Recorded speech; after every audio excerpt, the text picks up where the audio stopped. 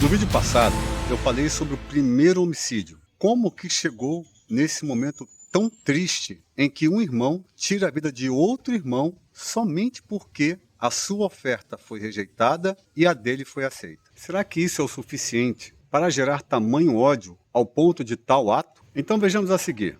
A criação do primeiro homem e da primeira mulher, entre aspas. Mas mais à frente, nós vamos entender por que dessas aspas. Disse o Eterno no sexto dia: façamos o homem à nossa imagem, conforme a nossa semelhança, e domine sobre todos os seres de toda a terra. Então o Eterno criou o homem. Mas ele disse, nossa, no plural. Ora, será que ele estava falando com mais alguém? Com quem o Eterno realmente estaria se dirigindo? Será que eram os anjos e toda a sua criação antes do homem? Será? Vamos pegar um pequeno trecho. Quando ele diz, lá no início, que haja luz, e houve luz. E o Eterno viu que a luz era boa, e fez ele a separação entre luz e trevas. Pensem, quando a mulher dá à luz, o que, ou melhor, a quem nós nos dirigimos? É claro que nós estamos nos dirigindo àquela criança que ela está gerando, ou seja, ela dá à luz. Luz, a criação que o Eterno fez. Haja luz. Logo, aquela luz que estava sendo gerada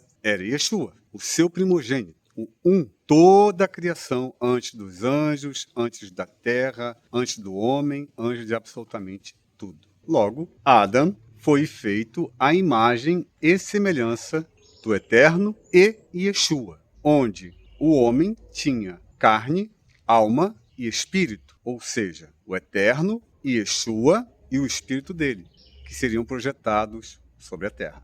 O Eterno, ao meu ver, ao meu entendimento, as emoções, os sentimentos, a carne, a semelhança entre Yeshua e o seu espírito, representando o fôlego de vida, o que nos dá vida, o que nos mantém vivos. Mas vamos falar sobre esse assunto em um outro momento oportuno.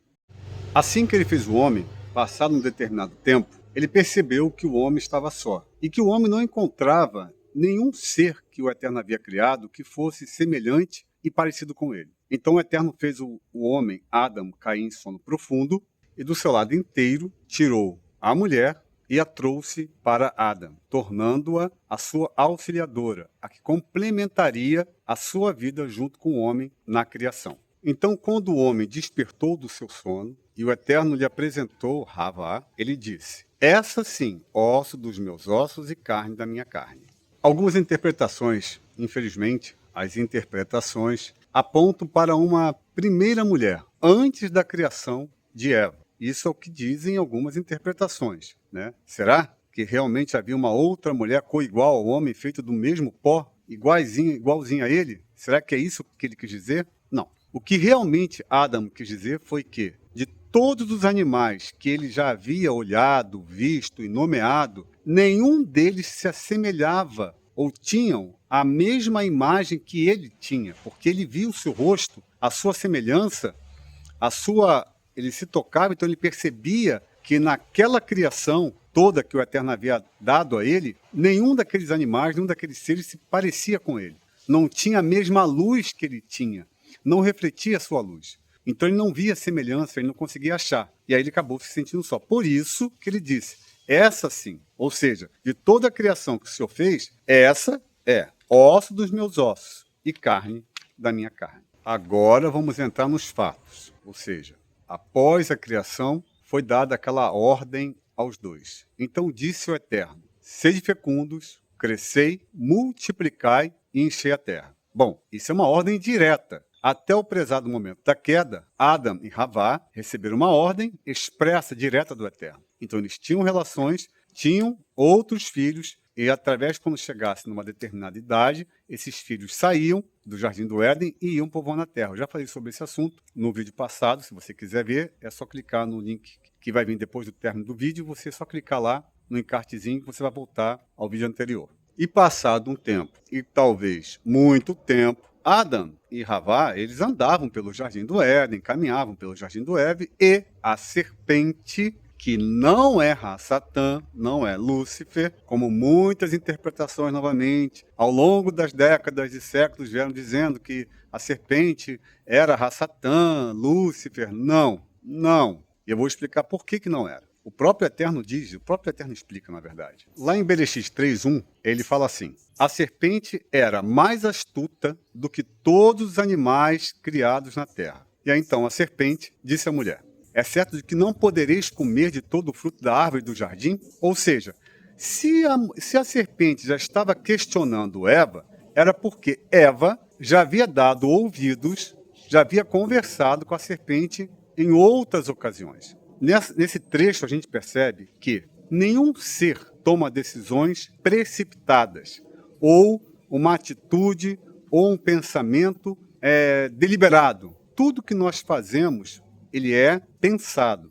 Ele pode não ser externado conscientemente, mas você já pratica aquele ato dentro do teu coração, dentro dos teus pensamentos, dentro dos teus desejos, antes mesmo de você torná-lo real. De você ter ações que gerem aquele mal, aquele bem, aquela ação, aquele pecado. E aí então Eva responde à serpente: ora, de toda a árvore do jardim, sim, podemos comer, mas a que está no meio do jardim, dela não podemos nem tocar e nem comer, porque se nós comermos, morreremos. Aí a serpente lança a seta sobre Eva e fala o quê? Não, é certo que não morrerás, mas serão conhecedores do bem e do mal, como o Eterno é. Ou seja, a serpente já vinha dando a Eva indícios de que ela poderia comer daquele fruto proibido e ela teria entendimento. Ou seja, todas aquelas dúvidas que talvez surgiram durante décadas na cabeça de Adão e na cabeça de Eva, e que provavelmente eles já poderiam ter perguntado ao Eterno, e o Eterno não havia respondido porque não era o momento, eles tiveram curiosidade. Então, naquele momento, a serpente, que já era sagaz, já estava ali falando no ouvido de Eva, só que Adão, ele tinha dentro de si mais temor pelo Eterno, porque ele andava com o Eterno na virada do dia. Já Eva, como foi criação após a criação de Adão, ou seja, ela não foi criada da mesma maneira que Adão, do pó da terra, então ela achou assim, bom, se ele é quem diz que é, e se nós comermos desse fruto da árvore, vamos nos tornar igual a ele, ele não quer que nós saibamos o que ele sabe, que nós sejamos como ele é. E o que isso me faz lembrar? O que isso me lembra? Satã, Lúcifer, quando quis ser igual ao Eterno, colocar o seu trono acima do trono do Eterno. Vocês percebem aqui como que o Eterno nos prova? Ele nos dá o discernimento para que a gente decida o que fazer. Mesmo ele sendo quem ele é, detentor da sua onisciência, onipresença e onipotência. Ainda assim, ele nos dá a condição de tentarmos decidir para que lado nós vamos pender. Para o bem, para o lado do Eterno, para as coisas certas do Eterno, ou para o mal, para as coisas erradas, para as coisas que não pertencem ao Eterno, que não fazem parte das coisas do Eterno. Então a mulher que já cobiçava o fruto da árvore, como já havia colocado isso no vídeo anterior também, naquele momento, ou seja, ninguém deliberadamente, precipitadamente, comete um ato, a pessoa já vem cultivando isso dentro dela, já vem desejando aquilo dentro dela antes do ato ser realmente concretizado. É como lá em Lucas 22, 31, 34. Quando Yeshua disse: Simão, Simão, Satã pediu vocês para serem peneirados como trigo, mas eu orei por você, Simão. Percebam aqui que antes mesmo de Judas, Pedro, negá-lo 3 vezes, antes que o galo cantasse, Satã já vinha pedindo para peneirar todos eles. Mas Pedro, como era mais suscetível, o coração ainda não estava convertido a Yeshua, estava mais propício a cair, tanto ele quanto Judas. Percebam aqui que antes de se tomar um ato, já veio sendo minado. Ou seja, as coisas não acontecem de uma hora para outra. As pessoas, antes de tomarem uma atitude, elas idealizam, elas imaginam, elas cultivam aquilo dentro delas. Novamente, mesmo que não sejam conscientemente. O que é conscientemente? É deliberado, é você pensar, parar para pensar. Aí você está cozinhando, você está arrumando, você está trabalhando, você está andando, você está viajando, você está orando, e a sua mente continua ali. Você sabe que existem pensamentos ali, você pode não dar importância para eles, mas numa determinada hora, num determinado momento, aquilo pode ser acionado como um gatilho. E aí você toma uma ação que você acreditou ser deliberadamente impensada. E de repente você começa a entender que não. Que você já veio questionando aquilo dentro de você e você já veio cultivando aquilo dentro de você.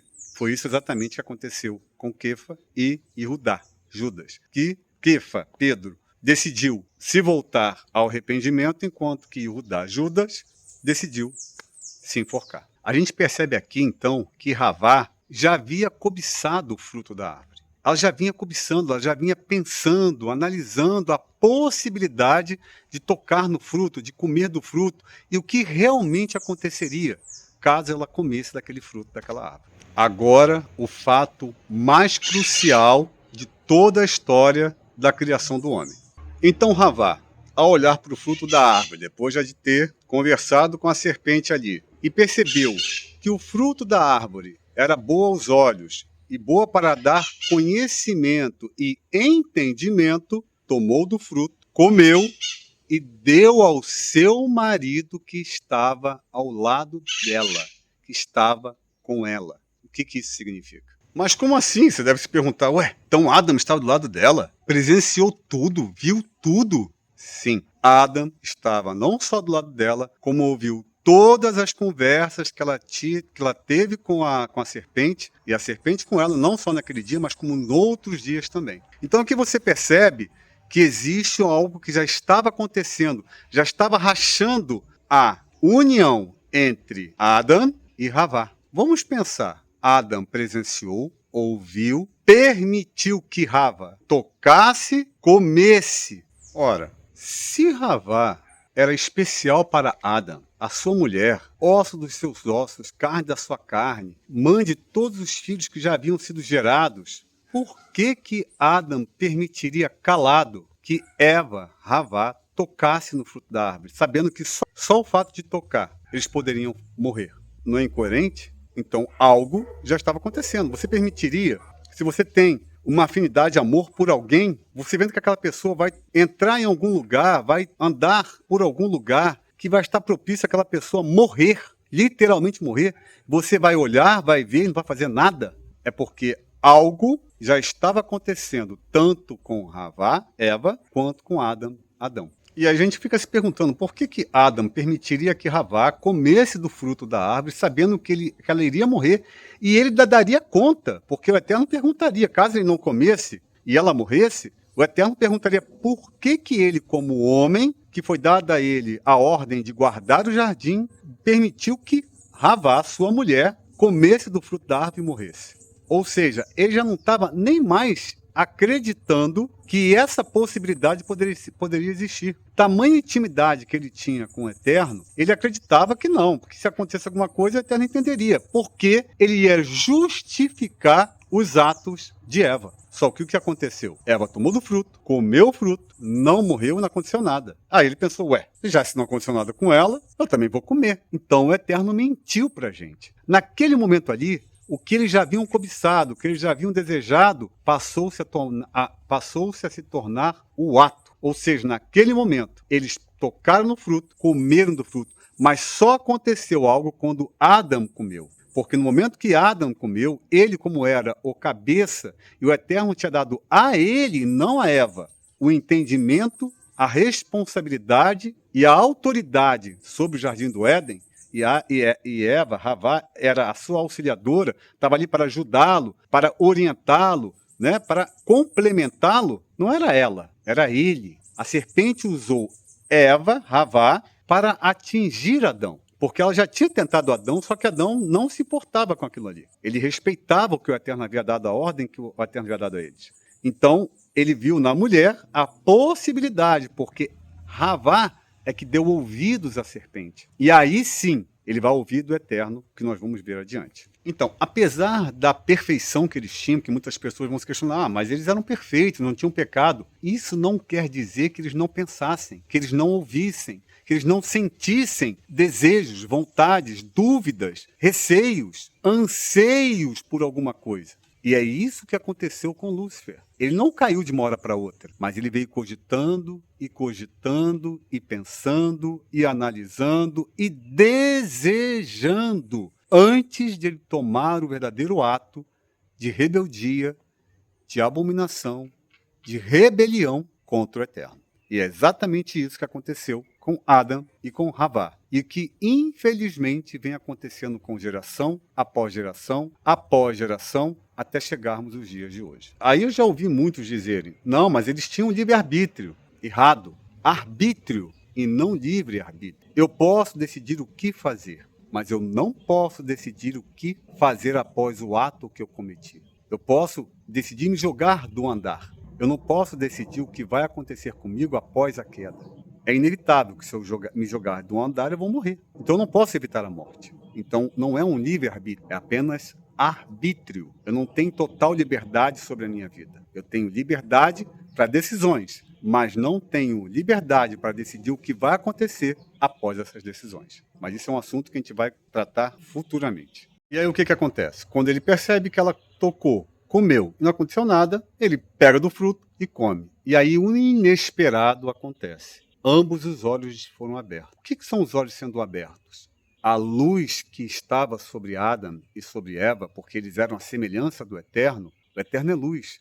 Então, Eva e Adão transmitiam luz através do seu corpo. Então, eles não enxergavam que estavam nus. Quando eles tomaram do fruto, quando ele comeu do fruto, naquele momento que o fruto entrou para dentro do seu corpo, os seus olhos foram abertos, ou seja, a luz se apagou. Vum! E quando a luz se apagou, eles viram quem eles realmente eram. E aí eles enxergaram, eles tiveram vergonha. Porque a vergonha não existia, porque eles não conseguiam se enxergar. A luz era tão forte entre eles que eles não enxergavam que estavam nus. Mas quando a luz se apagou de dentro deles, aí sim, eles viram que estavam nus. Aí você vai me perguntar assim, Alex, onde está escrito isso? Aí vamos fazer um pequeno link. Lembra quando Moisés subiu o monte para orar, falar com o Eterno, que ele ficou lá 40 dias, que quando ele desceu, o seu rosto estava resplandecente, que tiveram que colocar um véu. O que era aquilo? As suas moléculas, os seus átomos dentro do seu corpo reconheceram o Eterno. A proximidade com a perfeição, com o princípio de tudo, era tão forte em Moisés, em Moshe, que naquele exato momento, o seu rosto, o seu corpo, começou a produzir aquela mesma luz lá no princípio de tudo. À medida que os dias foram se passando, Moshe, aquela luz começou a se apagar novamente. Por quê? Porque ele já não estava mais tão próximo ali, tete a tete, ali, ó, face a face com o Eterno. Entenderam por que essa analogia? Porque naquele momento, quando nós estivermos juntos com o Eterno, nosso corpo também começará a produzir a mesma luz que foi produzida lá atrás, no princípio da criação de Adão e de Havá. Então, ao cair da tarde, como agora, estamos vendo aqui, já são 5 e pouca da tarde, o Eterno volta a descer ao Éden, caminhar no Éden, porque ele caminhava com Adão no final da tarde, na virada do dia, ou seja, no pôr do sol, e ele procurou. Ele já sabia que eles estavam escondidos, ele já tinha percebido tudo, mas olha como é que o Eterno trabalha, olha como o Eterno é lindo. Ele se comporta como homem para que nós não tenhamos medo e receio, e até mesmo agirmos por medo, para tomarmos decisões com medo. E ele não quer que a gente faça nada por medo. Ele quer que a gente faça por escolha, por amor, por vontade, por desejo próprio. Então, naquele momento ali, ele desce ao jardim e pergunta por Adão. E quando eles perceberam que eles já estavam no jardim, eles se esconderam. E aí o Eterno pergunta para eles. Pergunta para Adão. Adão, onde estás? E aí ele fala, Senhor, tive medo porque estava nu e me escondi. Aí o Eterno pergunta para ele, quem te fez enxergar que estavas nu? Ora, o Eterno já não sabia? Sim, mas naquele momento ali ele estava dialogando com Adão para que o Adão se sentisse à vontade, para que Adão pudesse dizer exatamente o que aconteceu e assumisse a culpa para si. Ele ali poderia dizer para o Eterno, Senhor, eu desobedeci, eu errei, eu comi do fruto da árvore que o Senhor disse para que eu não comesse. Senhor pode me punir. Você acha que o Eterno puniria? Não. O Eterno abraçaria porque ele abriu o coração, ele abriu o seu entendimento, ele foi sincero com o Eterno. E naquele momento o Eterno o abraçaria e não o expulsaria. Porque não foi através de Eva, foi através dele. Ele era a chave. E naquele momento, infelizmente, ele diz, a mulher que tu me deste como esposa, veja o tratamento como ele dá a Eva, a Havá. A mulher, essa que o Senhor me deu como esposa, ela me deu do fruto da árvore e eu comi. Aí o Eterno vira para a mulher e fala, o que fizeste? Ela fala, a serpente me enganou e eu comi. Ou seja, nem ela assumiu a culpa. Porque se ela tivesse assumido a culpa, também, a partir dela, o Eterno poderia perdoá-los. Mas não. Da mesma forma que Adam jogou a culpa nela, ela joga a culpa na serpente. Aí o Eterno pergunta para a serpente: o que fizeste? Maldita és tu entre todos os animais selvagens, por todos os seus dias rastejarás. E acrescentou, né? Porém, inimizade entre ti e a mulher. Esse lhe pisará a cabeça e tu lhe ferirás o calcanhar. Essa é a primeira profecia do Eterno para a mulher através da serpente. Porque não foi a mulher que ele disse para a serpente. E aí ele se volta para a mulher e fala: acrescentarei dores de parto, através de dor dará a luz a filhos. Como é que eu já falei isso no vídeo anterior. Você só pode acrescentar algo se aquela pessoa já tem. Então ele acrescentou algo a Havá que ela já tinha. Ela já dava luz a filhos. Só que o que ela sentia era algo ínfimo, pequeno. Era uma pressão, era só algo que movia dentro dela, que fazia uma certa pressão para sair. Mas não dor, não desespero, não aquela ansiedade. Apesar de ser uma coisa maravilhosa, um filho, uma filha, mas o momento do parto é doloroso. Tanto que quando a criança nasce, o alívio é tão imediato que é como se nada tivesse acontecido. Ela esquece rápido. Para quem já deu à luz, eu nunca dei, porque eu sou homem. Mas eu já vi a minha filha, quando nasceu, eu vi, não vi literalmente, mas eu estava no quarto, né? E depois eu fui para a sala de cirurgia e eu vi que, à medida que a minha filha nasceu, a minha esposa, ela simplesmente é como se nada tivesse acontecido. Então eu acredito que é basicamente isso. Se a gente perceber, todos estavam sendo provados ali. Você pode dizer, não, era só Adam e Havá. Não, até a própria serpente, porque ele não precisava nem se dirigir para a serpente e falar nada. Ele expulsaria a serpente do jardim, amaldiçoaria ela, não falaria nada. Mas ele dialogou com a serpente, ele perguntou: o que você fez? Ou seja, até ela estava sendo provada naquele momento. E ela também teve as mesmas consequências que Adam, Havá tiveram. Depois que ele fala com Havá, ele se dirige ao homem. Por tua causa, a terra foi amaldiçoada. Eu também já falei isso no vídeo anterior. A terra que o Eterno se referia não era o solo, porque se o Eterno tivesse amaldiçoado todo o solo da terra, ele não produziria nada. Ele seria infértil, seria estéril, nada daria na terra. A terra seria, como é que ele fala? Seria espinhos e abrolhos, cactos, não daria nada, nada comestível. Mas a terra que o Eterno havia amaldiçoado eram todos os seres viventes na terra. O caos, o desequilíbrio, naquele momento, se instalou sobre a terra. Todos os homens que estavam sobre a terra tinham luz. E naquele momento, após a queda do homem, todas as luzes se apagaram. Todas as luzes se apagaram. Todos perceberam que estavam nus. E naquele momento em diante, sim, o pecado abriu porta para todos os homens na terra. Homens, mulheres, crianças, todos que estavam sobre a terra. Por isso que diz: por um só homem entrou o pecado, como por um só homem que Yeshua abundou a graça por toda a terra. Aí também no vídeo anterior eu falei, o Eterno disse para ele: do suor do teu rosto comerás o teu pão. Ou seja, o Eterno já deu ali uma ordem de que se você trabalhar, você vai prosperar. Prosperidade, mais uma vez, não é motivo para que você diga que você está bem com o Eterno. Não é. Seja o ímpio, seja o pecador, seja o justo, seja o que busca, seja o que não busca, seja o que se dobra diante do Eterno contra aquele que tem a dura serviço e não se dobra. Qualquer ser humano que trabalha sobre a terra vai comer do seu pão. A diferença é que aquele que serve ao Eterno tem vida longa, tem prosperidade de espírito, prosperidade de saúde. Os seus bens não são apenas bens materiais, ele não acumula bens materiais, ele divide o que ele tem, ele partilha o que ele tem, ele doa o que ele tem. Esse é o verdadeiro fundamento. Ele não acumula bens para si, criando coisas para si, porque tudo isso vai ser destruído, tudo isso vai ser acabado no 8º milênio. Nada do que tem nesta terra permanecerá. Então é em vão juntar coisas, terrenos, construções, fazerem coisas absurdas, acreditando que você vai deixar para suas gerações. Não vai. As gerações que vão receber vai acabar. Então é inútil você conquistar, você acumular bens, coisas nessa terra. O que você tem, divide com quem você tem. Se você tem demais, doa, faça a sua parte, não acumule. Não deixe bens para que mais tarde pessoas possam se matar por causa desses bens. Então doe, faça o bem. Existem pessoas precisando nesse exato momento de comida, de bebida, de água, de um grão de arroz para se alimentar. E não tem. Então, o que você tem, compartilhe. Porque esse o fundamento, é essa a razão por que Yeshua veio trazer o reino do eterno, o reino espiritual, não o reino terreno. Mas isso também é um assunto que a gente vai falar posteriormente. Finalizando, o que o Eterno faz? Expulsa os 2 do paraíso, sai do paraíso, coloca lá os 2 querubins para guardar e bota uma espada flamejante guardando o jardim do Éden. E aí começa toda a história que nós já vimos no vídeo anterior, que gera os filhos do pecado. Não é que o marido e a mulher tendo relações sexuais vai ser o pecado, não. É o filho do pecado no ato em que eles tiveram filhos após o pecado. Ter filhos não é pecado. Ter filhos é uma bênção. Você ter relações sexuais com uma pessoa que você escolheu para ser sua, você escolheu para ser seu, isso é bênção, não é maldição, não é pecado.